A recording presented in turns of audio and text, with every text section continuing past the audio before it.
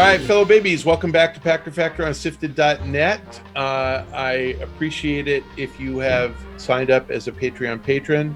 Appreciate it even more if you have linked your Amazon Prime account to your Twitch Prime account. That's free, and we get paid. And if you're a YouTube subscriber, thank you very, very much. From YouTube, from Michael Ivanov, Microsoft bought a lot of new studios in the last few years in order to keep up with Sony's exclusive output. Now the word on the street is it will focus more on shorter indie-type games to release exclusives more frequently for Game Pass. I think this could backfire big time. I'm more interested in big games like Spider-Man, Ghost of Tsushima, etc., and I think many others feel the same. Do you think this is a smart strategy? Yeah, good question. I mean, the studios they bought, they're a mix, so Obsidian made Outer Worlds, which is not an indie tiny game. It's a pretty decent game. In Exile makes smaller games. So, Microsoft has a handful of studios like Ninja Theory that makes AAA games. I mean, Hellblade, I don't care what you think of it, AAA. Obsidian has made Fallout games and has made Outer Worlds, AAA. Double Fine is on the edge because they've done a little bit of both. Like Psychonauts, I think was AAA. It didn't sell giant units, but they're pretty good. So yes, a lot of the other smaller studios are indie type studios.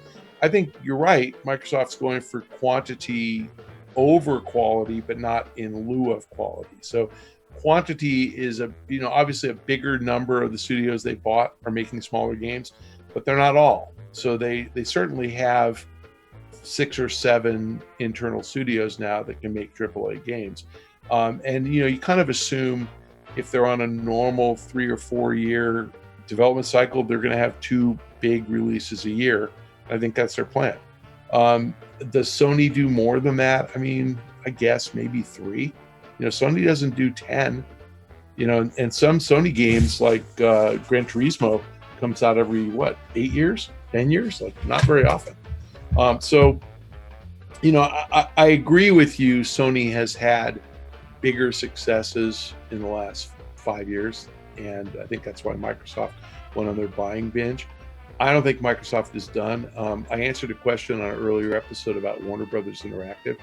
A lot of people think Microsoft's buying, and the reason Microsoft would balk at paying up for that, and the reason Warner Brothers wouldn't want to sell to Microsoft is if there was an ongoing license, because Microsoft wouldn't publish the games on PlayStation, so you wouldn't sell as many units of the game if it was on a console exclusive. But if the license fees are waived and the perpetual license rights are sold, Warner Brothers might take the money from Microsoft, and Microsoft could be buying Batman, Arkham Asylum, and Mortal Kombat, and Shadows of Mordor, and Harry Potter, and could really be that would be a big purchase. I could see that. So I wouldn't rule them out. I think that, again, it has to be structured where Warner Brothers is whole. But I don't think, it's just like Sony got Spider-Man as an exclusive and Marvel didn't mind, even though they sold fewer units on a single console because they were so happy with the product.